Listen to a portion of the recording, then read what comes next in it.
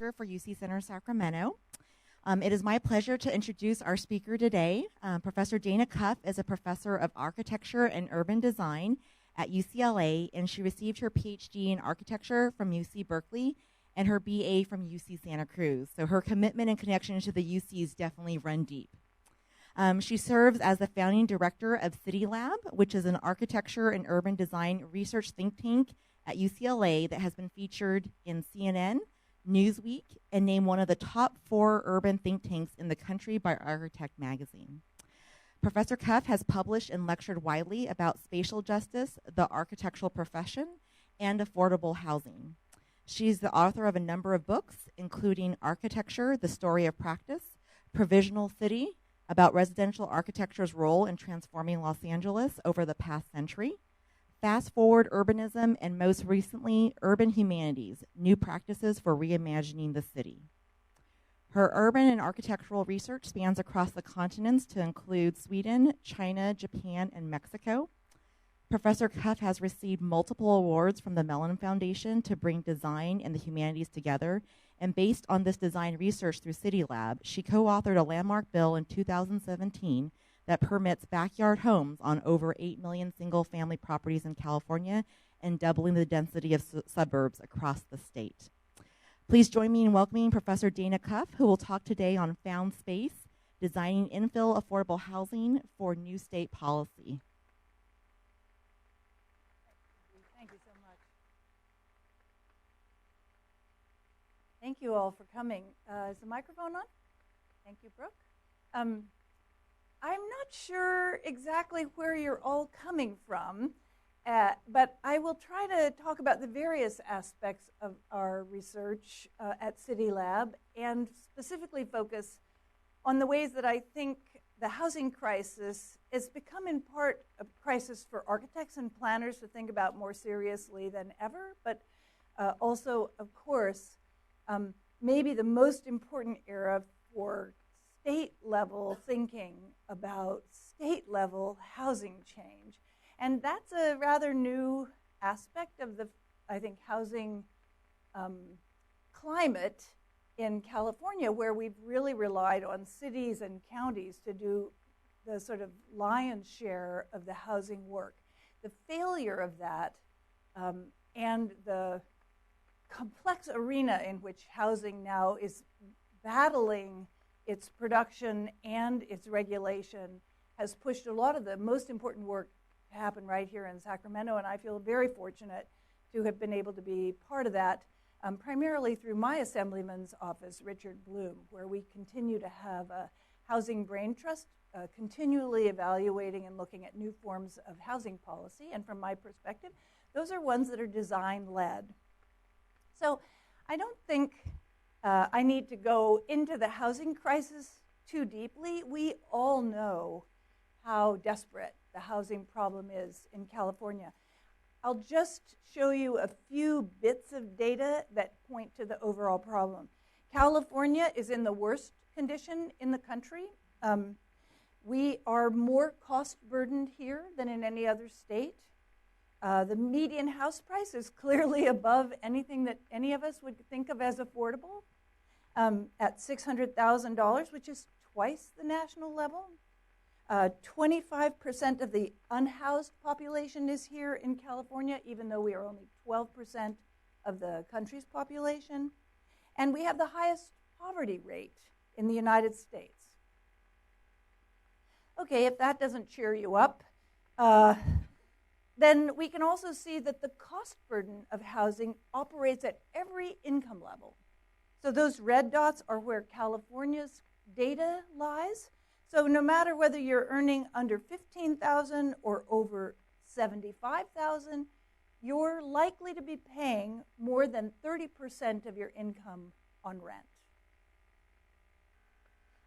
I suspect almost everyone in this room, unless you've lived in your house for 40 years, is probably in that category. Lastly, I just want to say something about housing production. That's where the emphasis is generally, especially in the big proclamations from the governors and the mayors, is we need to build 1 million units of housing by 2050 or 100,000 by 2030, and that's true also, you can see that housing production has gone down until now. California is 37th out of 50 states per capita in building housing. And of course, we're building lots of jobs, and the jobs are outpacing housing by substantial amounts depending on which part of the state you're looking at. All of this, and I want to underscore this, we talked about it with the students earlier today, is that means that there's statewide gentrification, and with that comes the gentrification isn't actually the problem, it's the displacement that it causes that's the problem. And it's really important for us to be trying to work towards ways to prevent displacement of existing communities as the housing crisis pushes everyone into perverse housing solutions. But the most problematic of those are the people at the lowest end of the housing market who are either living on the street or living in the most reasonably priced housing and who are feeling the pressures most dramatically. Okay, so this is my last slide to look at data, and then we're going to look at the kinds of things I've been working on at my design research center. Part of the problem is that we have so much land zoned for single-family houses. In California, 95% of the land in San Jose, 75% of the land in LA is zoned for single-family houses, more than in multifamily or non-residential land combined in the state overall. That isn't the situation in which good housing production is going to be unleashed. And this is something that we've seen, that kind of zoning as a local problem, but in fact the state now is stepping in, as in the ADU law, to change that from the state level downward. Enough said. So let me tell you a little bit about my research center, which I founded in 2006 with my colleague at the time, Roger Sherman. We take no funds from the state.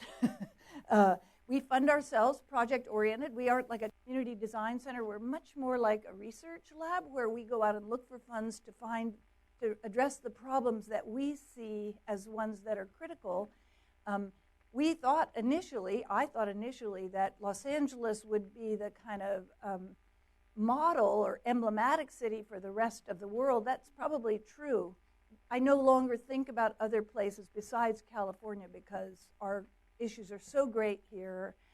If we are going to be a model, it'll be because we do something really important, creative, and significant in our own backyard, literally. These are the initiatives that guide the work that my center is doing. When I started in 2006, as I was saying to the students, the post-suburban city was really my most important initiative. Thinking of Los Angeles as the mother of all suburbs, though my historian colleagues will tell you that Rome actually had plenty of suburbs. They really weren't the same as the kind we have since 1945. And the sprawl that produced is something that we exported worldwide. So it seemed to me it was our moral burden as architects to try to change the nature of the suburbs so that they would be more environmentally sound and more accessible to more parts of our population. And so from the very start, I took the position that we had to double the density of Los Angeles. Now, for those of you who know what research is about, that's like establishing a finding before you've done the research, which was a really interesting problem. Last year, I won a prize for being the national activist in architecture and the national researcher in architecture, and I think that's an amazing coincidence because when I started, I couldn't get any funding to do the work I wanted to do because they said I already had my solutions. Well, if you don't know what you're trying to do, which is densify the suburbs, how do you know what questions to ask? So I went on, again, trying to piece together the ways to support the research to figure out what were the best ways that research about density and densification might happen. We also had this goal or initiative of Rethinking Green, which was our sustainability goal. A smart cities goal, creative titles, but really I'm telling you the translation into everyday language. Urban sensing is smart cities. New infrastructures really came out of Obama's law when he had the shovel ready. We thought they ought to be shovel-worthy projects that were going on across the country to build new infrastructure. We're still waiting to see whether any infrastructure is actually going to get improved from the federal level. And the last, and probably most important now, is a goal or initiative surrounding spatial justice. And that goal is, as I was saying about tenants' rights, maybe the one that pervades everything we do now. You can't proceed without a spatial justice goal as being a primary way of working through all the research that we do.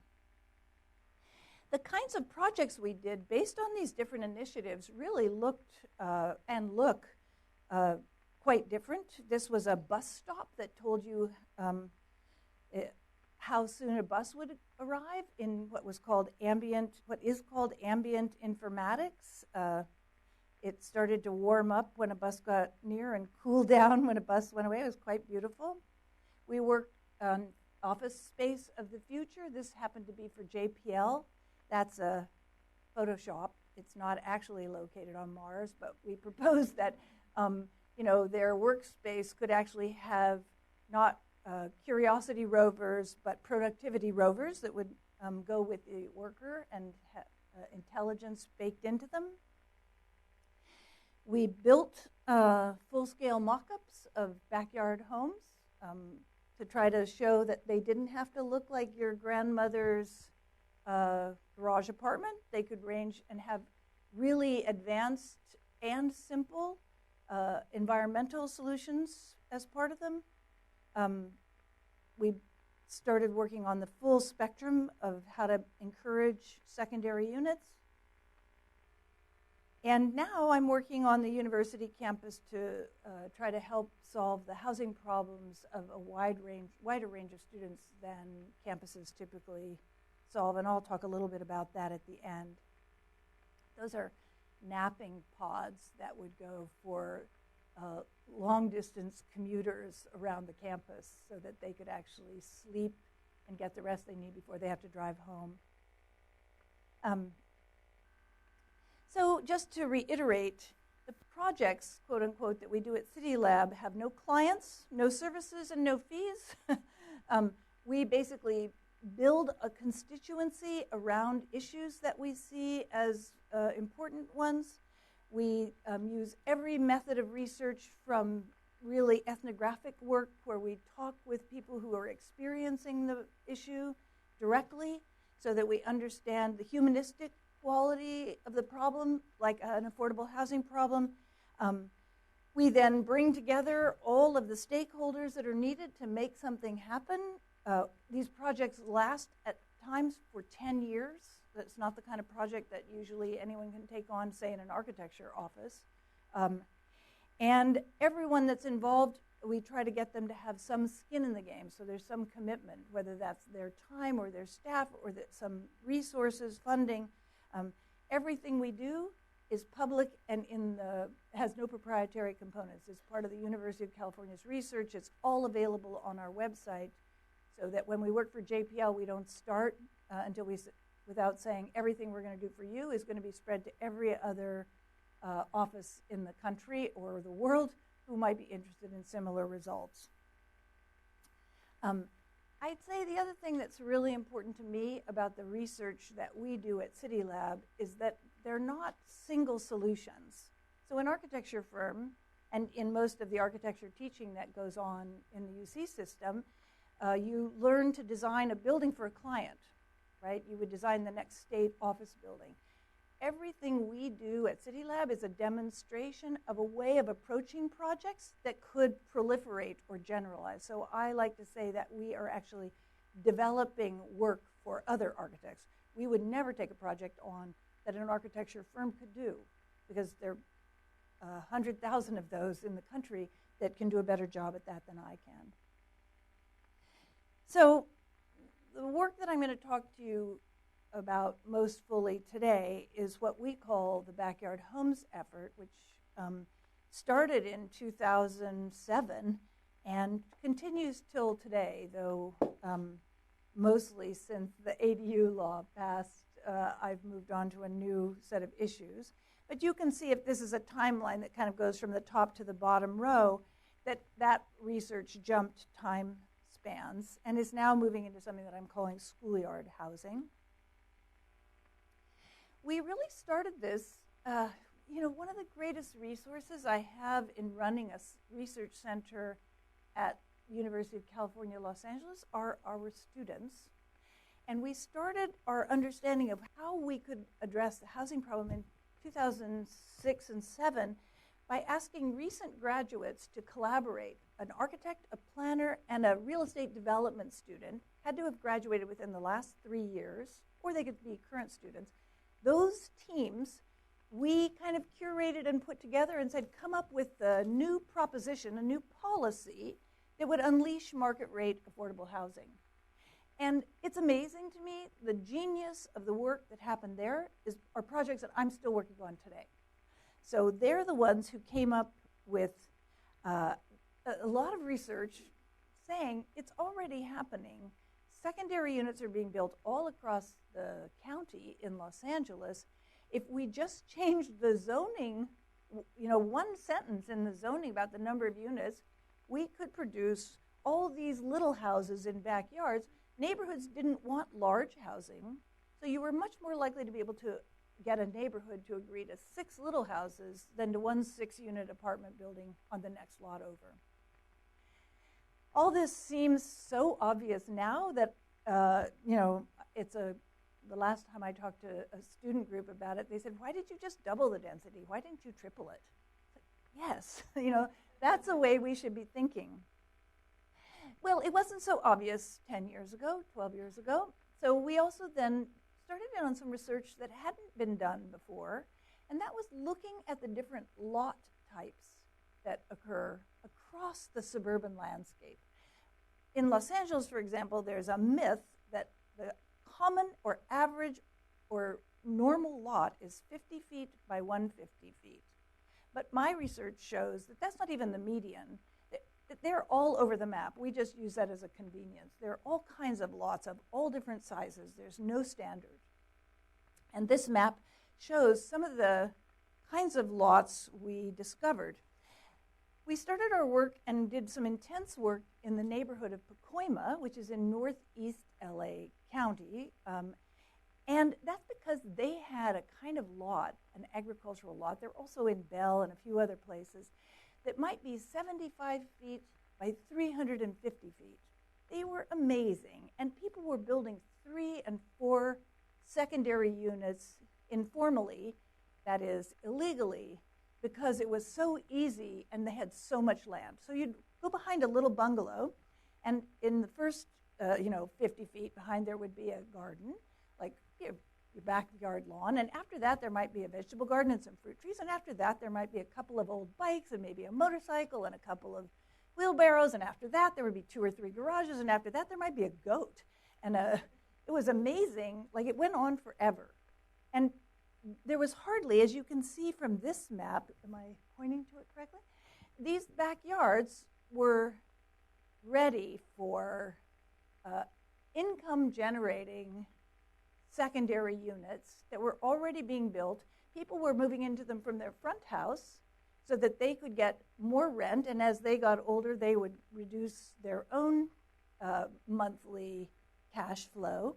But their children were coming home from college, and they weren't able to afford living in Pacoima, so they were building units for their children and their in-laws, and there were lots of different backyard stories. We might say, in fact, every household had one. So how could we encourage this?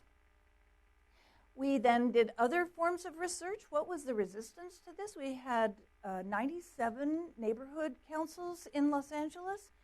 We surveyed, with my colleague Vineet Mukhija, every one of them. I think there were 11 that responded somewhat positively to this notion of a backyard home, which is really amazing, given that all 97 had informal backyard homes in their districts. And we went to work with some of those 11, and at every one, the was sort of open to it, there was a lot of heated conversation, and afterwards, 4 or 5 people would come up to me and say, how do I build one? Because really, at the political scale, there was a lot of negative response, and at the individual scale, there were lots of people who wanted to figure out how to get one into their yard legally. So we did surveys, then field surveys to see how many lots already had them. In some neighborhoods in Los Angeles, 2/3 of the properties already had secondary units that weren't legal. This is just showing you all of the background that we did in order to get to the position to be able to write smart policy. Because all of this went into our thinking about writing AB 2299. We also looked at, so large lots was a clear place where you might build secondary units when we were looking at, like, maybe we should define different kinds of lots as ones that are most likely to be the properties where secondary units could be built. Corner lots, and the last one you might think of, alley lots. There are 900 miles of alleys in Los Angeles, for example. All of those would be easy places to build secondary units, and in fact, that's where you saw, informally, they were already occurring. We tried to look at how that might green the alleys, because that was a big movement in Los Angeles, to turn alleys into more sustainable, safer places. We thought about corner lots giving back something like little libraries do to the neighborhood. Maybe they would give back kind of neighborhood assets. We tried to look at how they would grow over time. This is one of the things that neighborhoods voiced as a legitimate concern. What if everybody built one? Wouldn't we have parking and traffic problems? Well, these are the lessons we learned, and we were, as one might imagine, going to city council on a pretty regular basis, trying to move this forward. In Los Angeles, there are 15 city council members. We'd need 8.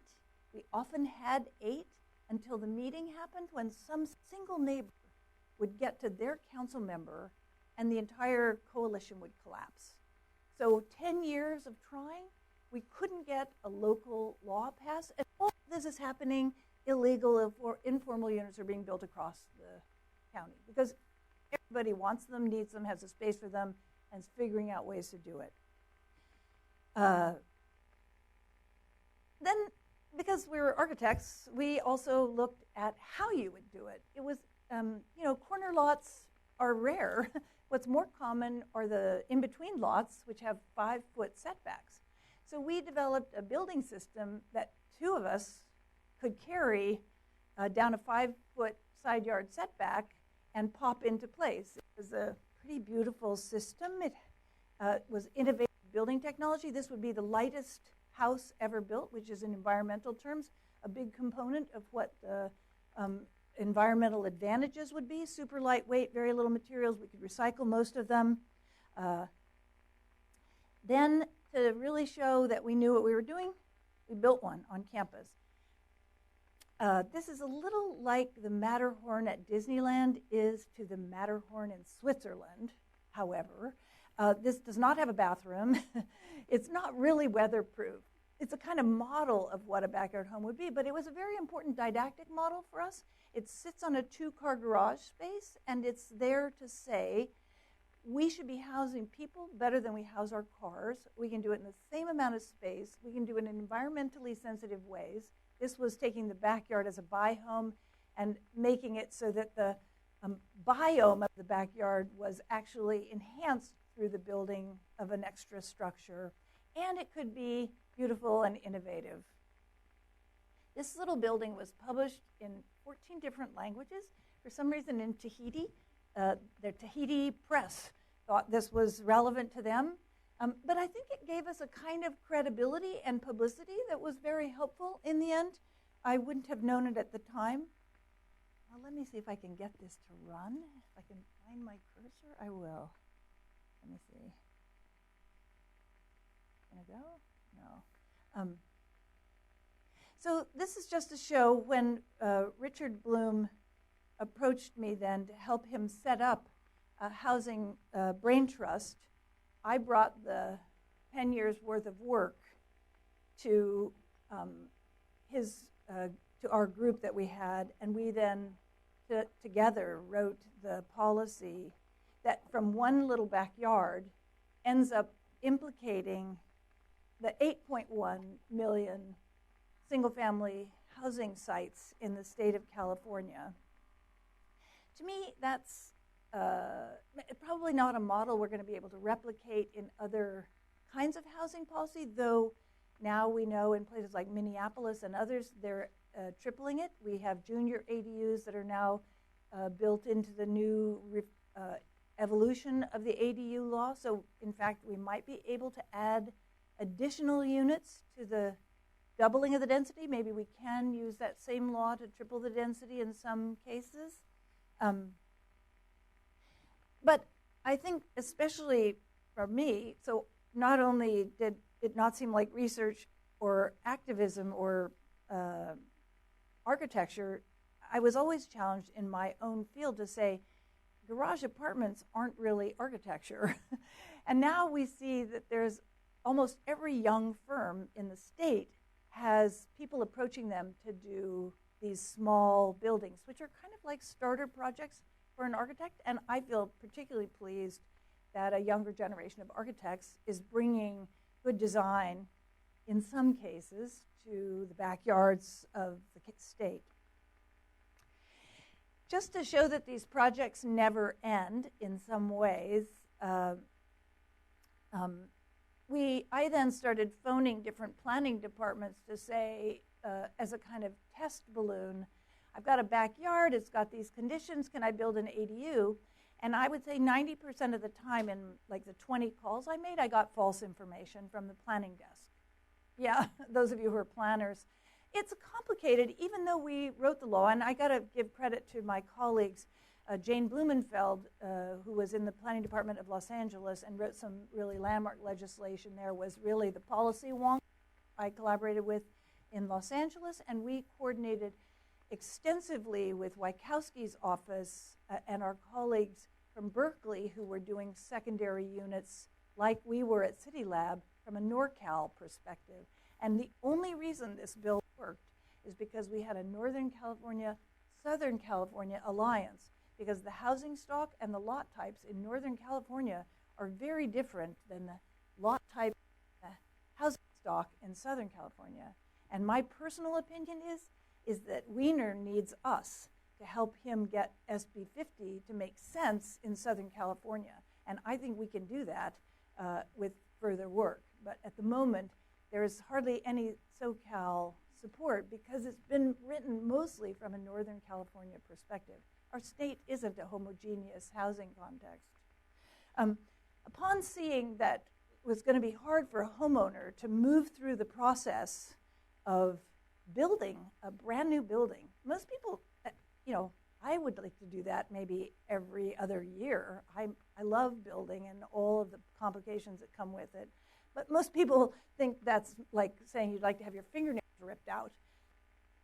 The ability to try and help people figure out how to build a secondary unit was what we then did, was write a handbook. And this handbook is circulating all across the web with all the new companies that are setting up to build secondary units in new ways, not just a contractor and an owner, but with investment capital and provision of building services to homeowners and buying their backyard on a long-term lease and all kinds of creative new ways that housing production will work.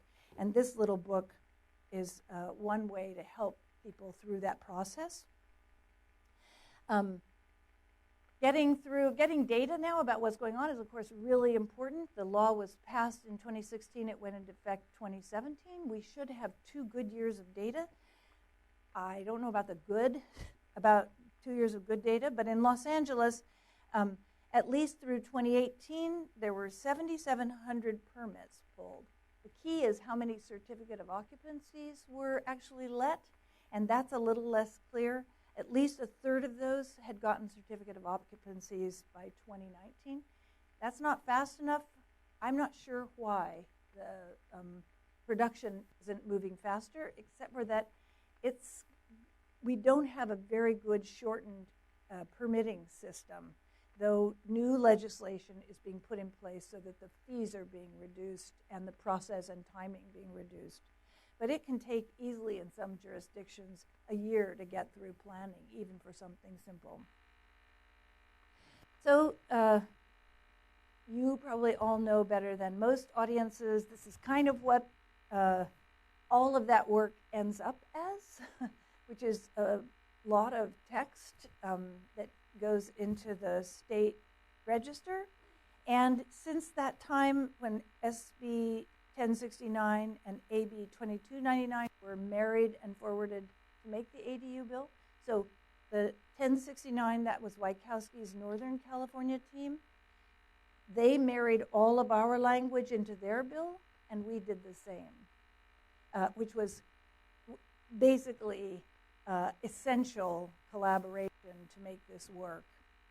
Then, since that time, and most recently, just in January 1st, another, the streamlining of the ADU process, questions about owner occupancies and fees, and homeowner association general plans, all of these modifications are part of a demonstration, I would say, that the ADU law is a living document and that it is continuing to be important and modified according to the sort of research and stories about how it's being implemented.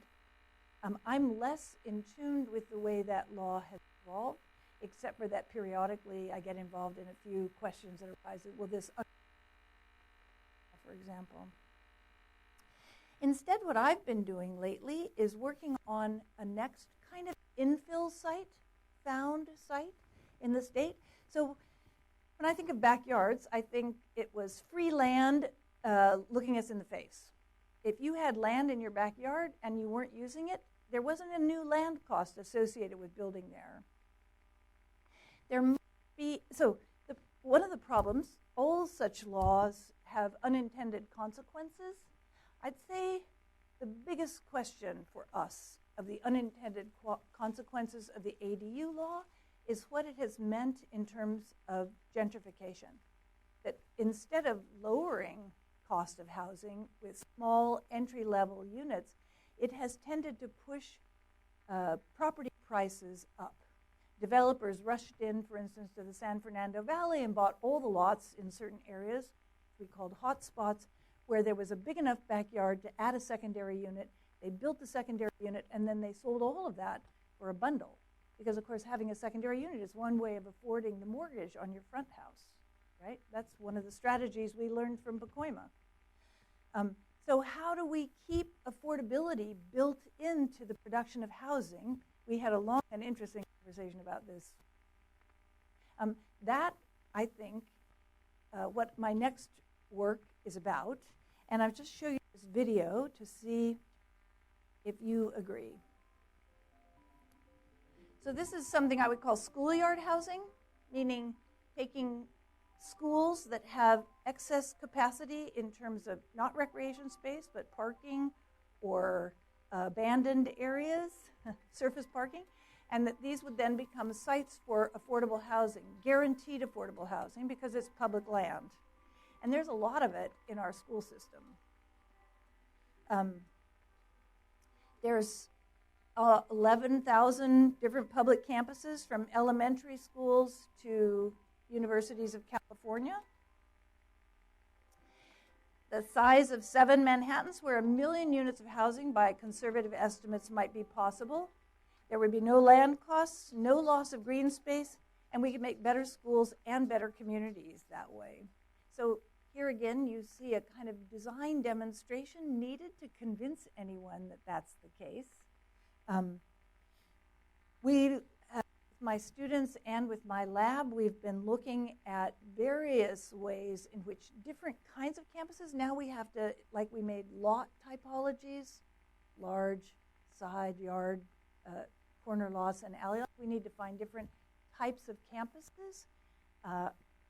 Turns out elementary schools are not generally the right place to build housing for a variety of reasons. From just a very first starting point, they tend to have smaller sites. Community colleges are a very interesting place, and we all know from state politics that community college students represent the state pretty adequately in terms of our various income groups, and they've been lobbying for overnight parking on campus because they have no available affordable housing. So these are places where we know we need to be providing housing. We could guarantee affordability because it's public land, and that land would be free.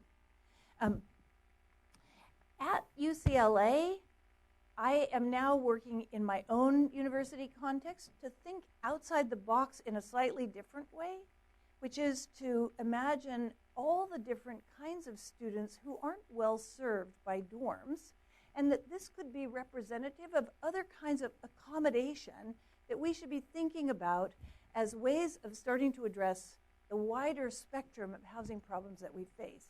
And at UCLA, we've found that we have something like 3,000 to 6,000 extreme commuters that come to campus every day. That's a 90-minute commute.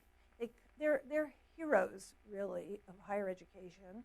They come in the morning, maybe at 5 a.m., they stay until 11 p.m., and they get PhDs. I mean, they're really amazing students. And they don't have any place on campus to take a nap before they make that drive home. And they live at that distance for a variety of reasons. Sometimes for cultural reasons, that they need to live with their family.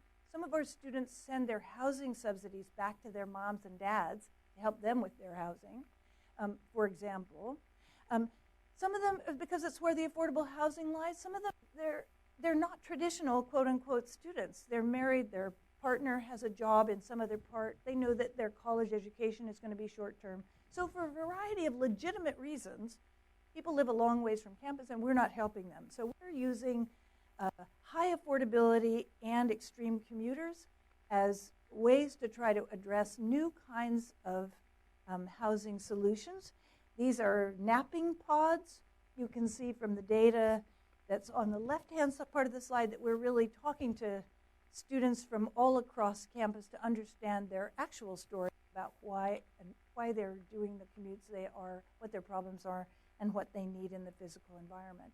And we're right now building and designing and implementing by fall a commuter hub, which will have all of the needs for these commuter students as a pilot, so that other campuses and other parts of the UCLA campus can also deal with that problem. This is my team. I like to give them credit. These are the people who work at CityLab. They're an amazing group of graduate students for the most part, some undergraduates, and I think all of the work we do is really to their credit as well. So thank you very much. Now I think we have some time for questions.